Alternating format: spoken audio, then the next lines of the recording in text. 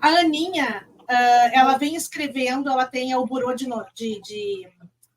Notícias, né, Ana? O nome. Bureau de Comunicação.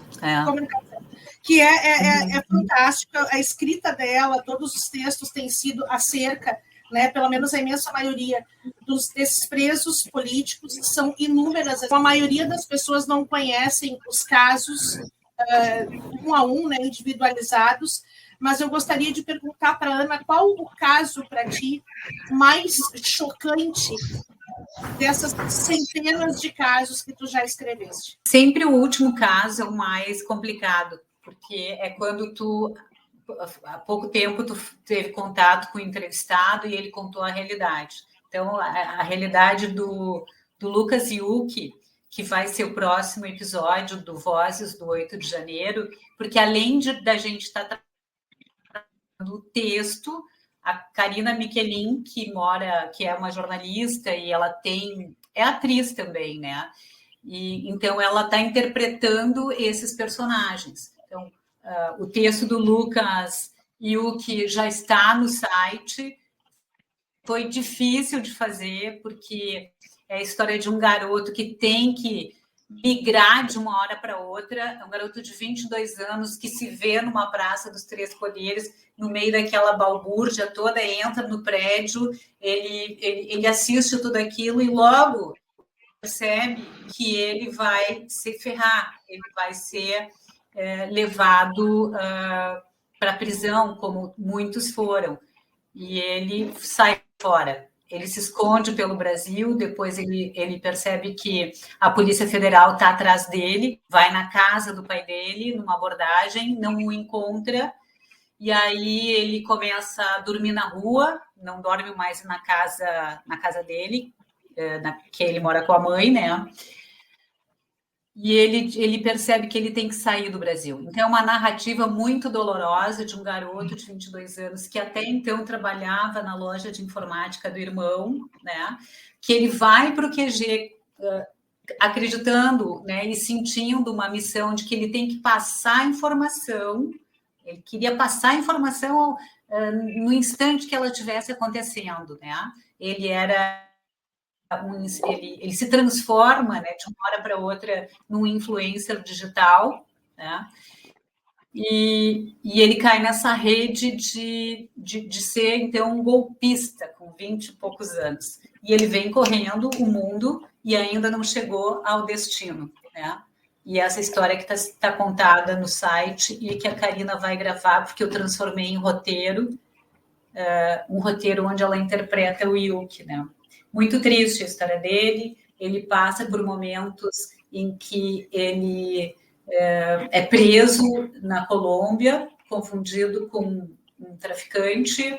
Ele apanha dentro da prisão. Ele, depois de 3 meses e meio, é liberado, mas aí, dentro da mochila dele, não tinha 1 centavo e não tinha o telefone celular. E ele não tinha tomado banho durante 3 meses e meio. Como é que uma criatura está num país onde ele não sabe falar a língua, ele não tem dinheiro, não tem celular, o que ele vai fazer? Como é que ele vai se virar? Onde é que ele vai tomar banho? Onde é que ele vai pegar roupa limpa? Como é que ele vai pedir socorro para alguém? Então, isso que eu estou falando é um caso extremo, mas não é um único caso. Hoje nós temos brasileiros fazendo aquele percurso para os Estados Unidos, fazendo a travessia pela floresta de Darien, porque a Argentina já não é mais segura, né? Então, quando chegou no final do ano passado, vocês lembram que 5 presos políticos foram presos na Argentina, né? E isso fez com que parte dos que se exilaram na Argentina entendessem que a Argentina não era mais o lugar que deveria ficar, e eles começaram a migrar e estão fazendo esse percurso, essa jornada que muitos fazem, né, na tentativa de entrar nos Estados Unidos junto com... Quero lembrar o pessoal que está... A Ana Semin escreve também No Ponto do Fato, onde vocês vão encontrar várias histórias, e lá também estão os vídeos que a Karina está fazendo, também nós estamos gravando lá. São chocantes. né? Mas é necessário que a gente conheça a veracidade dos fatos. Ana Maria Tchemin, o 8 de janeiro serve também um pouco para assustar, digamos assim, o conservadorismo, né? Tipo assim, olha, você se manifestar contra o regime, o que a gente tem no Brasil não é um governo, é um regime. Você se manifestar contra o regime, você pode acabar aí como... Esse também não tem esse lado, Ana Maria Tchemin? Do 8 de janeiro foi acabar com um movimento que parecia infindável, né? Ele era um movimento muito organizado, é um movimento gigante que a gente nunca viu, eu nunca tinha visto na minha história assim, um movimento tão espontâneo e sem uma organização, uma liderança, né? Eram pessoas que, entendendo a mesma coisa, se encontravam na frente do quartel e ali faziam as suas orações. O perfil das pessoas é muito semelhante, né? Que é um perfil de pessoas, em sua maioria, cristãs e que não aceitam, essas pessoas não aceitam que um sujeito que cometeu os crimes que cometeu, comprovadamente, né? Viesse assumir o Brasil, mas não com a intenção de golpe. O que essa população toda, e isso inclui qualquer pessoa de bom senso, queria era transparência no processo eleitoral. Porque durante as eleições, a gente sentiu uma grande pressão sobre os conservadores, dentro das mídias sociais, com cerceamento a censura. A gente sofreu, eu caía o tempo inteiro, né? Meu Deus, o que eu estou falando de errado? Nada podia, porque era um pensamento conservador. Então, muitos sinais foram dados descaradamente de uma preferência para o Lula, para que o Lula fosse eleito pela estrutura de poder, né? E vocês lembram, vocês devem lembrar claramente que para acalmar os ânimos chamaram as Forças Armadas para participar do tal de pleito. Aí as Forças Armadas participaram do tal de pleito, saíram da sala e disseram não nos deixaram entrar a não ser com um papelzinho, uma canetinha, e aquilo era impossível de fiscalizar. Então, as Forças Armadas, o tempo todo, deixavam claro que era autêntica a reclamação na frente dos quartéis. No mês de novembro, emitiu uma nota, se a gente procurar na internet agora, vai identificar o movimento que ocorre na frente dos quartéis é legítimo, eles estão pedindo transparência, né? Então, o que tu faz com um movimento dessa natureza? Tu agride ele, tu cria uma situação, né? E muitos que caíram não lembraram do Capitólio, não lembraram de algo parecido que aconteceu nos Estados Unidos, né?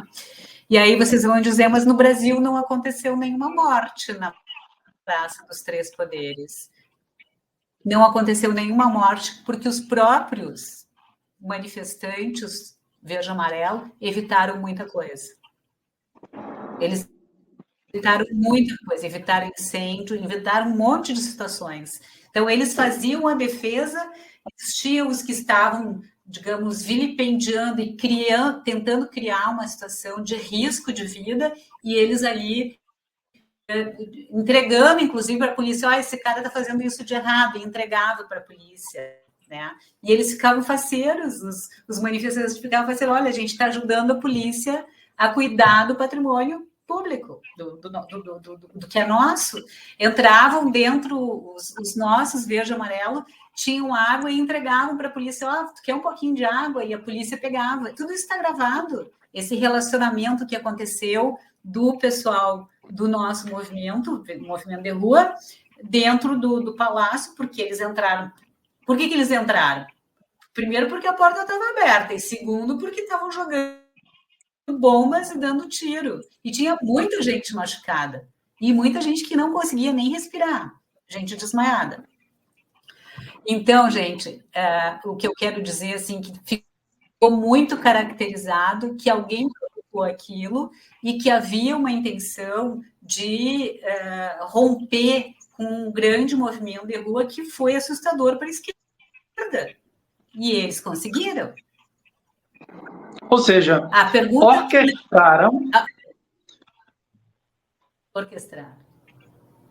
orquestraram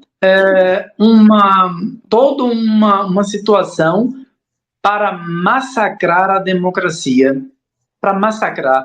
Na realidade, me passou aqui, eu tive um pensamento aqui, não morreu ninguém, Ana. Morreu a democracia. Naquele momento, com essa orquestração dessa situação, mataram